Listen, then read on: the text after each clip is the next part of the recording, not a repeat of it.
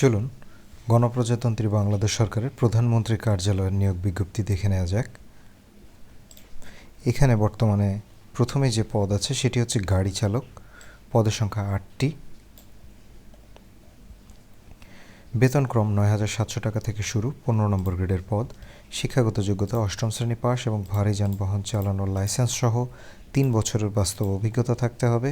আবেদনের পূর্বে ভালো করে দেখে নেবেন যে সকল জেলার প্রার্থীগণের আবেদন করার প্রয়োজন নেই, অর্থাৎ আপনারা আবেদন করার পূর্বে ভালো করে এটি দেখে নেবেন এই জেলার প্রার্থী হলে আবেদন করতে পারবে না। এরপর আছে অফিস সহায়ক। এখানে 7টি পদ আছে। এটি 20 নম্বর গ্রেডের পদ। এসএসসি পাস বা সমমানের পরীক্ষায় উত্তীর্ণ। এখানেও কয়েকটি জেলা আছে, এই জেলার প্রার্থীগণ আবেদন করতে পারবেন না। তবে দুটি ক্ষেত্রেই একটি বিষয় উল্লেখযোগ্য যে মুক্তিযোদ্ধার পোষ্য, এতিম ও প্রতিবন্ধী কোটায় সকল জেলার প্রার্থীগণ আবেদন করতে পারবেন। আবেদনপত্রের সফট কপি প্রধানমন্ত্রীর কার্যালয়ের ওয়েবসাইট pmo.gov.bd এই ওয়েবসাইট থেকে ডাউনলোড করে তা সহজে পূরণ করে প্রেরণ করতে হবে। ওয়েবসাইটের লিঙ্কটি ডেসক্রিপশনে দেওয়া থাকবে, আপনারা সেখান থেকে সরাসরি ওয়েবসাইটে গিয়ে ফর্মটি দেখতে পারেন।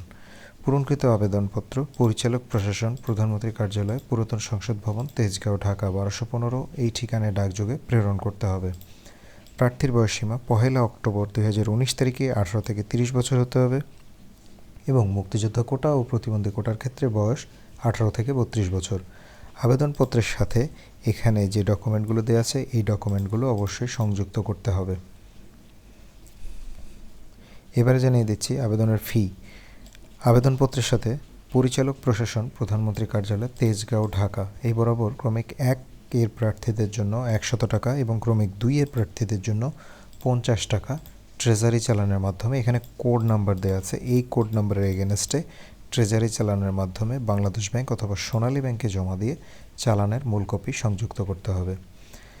আবেদনের শেষ তারিখ ৩১ অক্টোবর ২০১৯। এই তারিখের পর আবেদনপত্র গ্রহণ করা হবে না, অর্থাৎ এই তারিখের মধ্যেই যারা যোগ্য আছেন তারা যথাশীঘ্র আবেদন করবেন। সবাই ভালো এবং সুস্থ থাকবেন সেই কামনায় আজকের মতো বিদায় নিচ্ছি।